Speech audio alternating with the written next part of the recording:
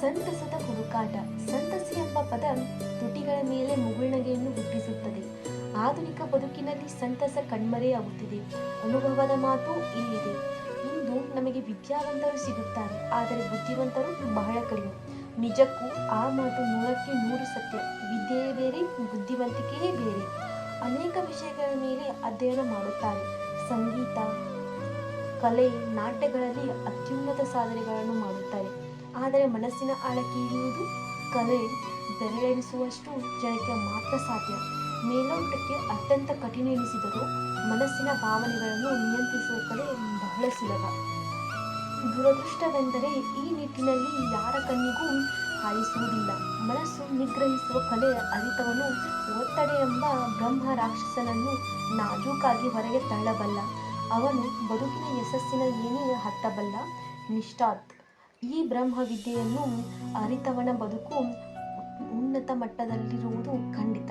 ಪುಟಾಣಿ ಮಕ್ಕಳನ್ನು ಗಮನಿಸಿ. ಅವರ ನಗು ಒತ್ತಡ ರಹಿತವಾಗಿರುತ್ತದೆ. ಪ್ರಕೃತಿಯ ಸಹಜ ಸಿದ್ಧ ನಗು. ಮಕ್ಕಳಲ್ಲಿ ಶುದ್ಧ ಮನಸ್ಸು, ಅಂತಃಕರಣ ನೈಜವಾಗಿರುತ್ತದೆ. ಅದೇ ಹಿರಿಯರಲ್ಲಿ ನೋಡಿ, ಮನಸ್ಸಿನ ತುಂಬ ನಟನೆಯ ಬಣ್ಣ. ಶುದ್ಧ ಮನಸ್ಸಿನ ಪ್ರೀತಿ ಪ್ರಶಂಸೆಗೆ ಅರ್ಹ. ಶುಭ್ರವಾದ ಸುಂದರ ನಗೆ, ಕಲ್ಮಶವಿಲ್ಲದ ನಗೆ, ಹರ್ಷವನ್ನು ಹೊತ್ತು ಭೂಮಿಗೆ ಬಂದ ನಾವು ಇಂದು ಸಂತಸವನ್ನು ಹುಡುಕುತ್ತಿರುವುದು ದೌರ್ಭಾಗ್ಯ. ಇಂದು ಎಲ್ಲೆಲ್ಲಿಯೂ ದುಃಖದ ಕಾರ್ಮೋಡ, ದುಗುಡದ ಮಂಜು ಆವರಿಸಿದೆ. ಮಾನವನ ವಯಸ್ಸು ಬೆಳೆದಂತೆ ಮುಪ್ಪು ಆವರಿಸುವುದು. ಮನಸ್ಸು ನಕಾರಾತ್ಮಕ ಚಿಂತನೆಗಳಲ್ಲಿ ಮಗ್ನ. ಒತ್ತಡವನ್ನು ಮೀರುವ ಮನಸ್ಸು ಅನೇಕ ದ್ವಂದ್ವಗಳಲ್ಲಿ ಮುಳುಗಿ ವಿಕಾರ ರೀತಿಯಲ್ಲಿ ವರ್ತಿಸುತ್ತದೆ.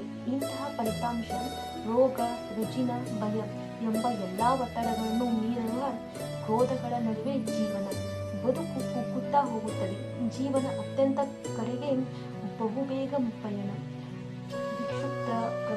ಪ್ರಕ್ಷುಬ್ಧ ಮನಸ್ಸು ವರ್ತಮಾನವನ್ನು ಆಲೋಚಿಸಲು ತಕರಾರು ತೆಗೆಯುವುದು.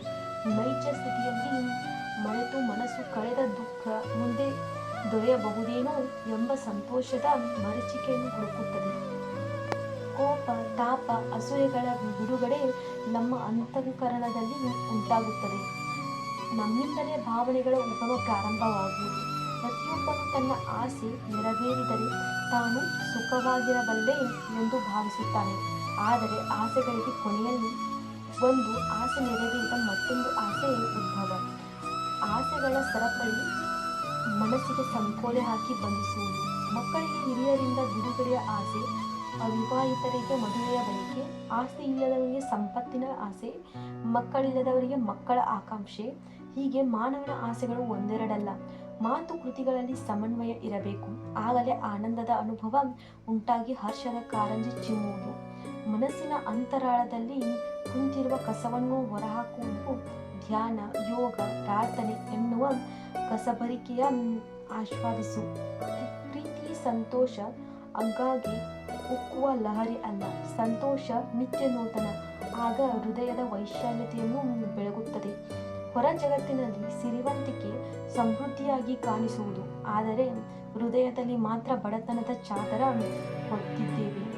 ದುಃಖ, ದುಗುಡ, ದುಮ್ಮಾನವನ್ನು ತೆಗೆಯುವ ಔಷಧಿ ನಮ್ಮ ಮನಸ್ಸು. ಮನಸ್ಸನ್ನು ನಿರಂತರವಾಗಿ ಅಭ್ಯಾಸ ಮಾಡಿದರೆ ಅಲ್ಲಿ ನಮಗೆ ಬೇಕಾದ ಸಂತೋಷ ಲಭ್ಯವಾಗುತ್ತದೆ. ಇಂತಹ ಸ್ಥಿತಿಯನ್ನು ತಲುಪಿದರೆ ನಾವು ಮಾನಸಿಕ ವೈದ್ಯರ ಮಾದಕ ವಸ್ತುಗಳ ಮೊರೆ ಹೋಗುವುದನ್ನು ತಪ್ಪಿಸಬಹುದು. ಧನ್ಯವಾದಗಳು.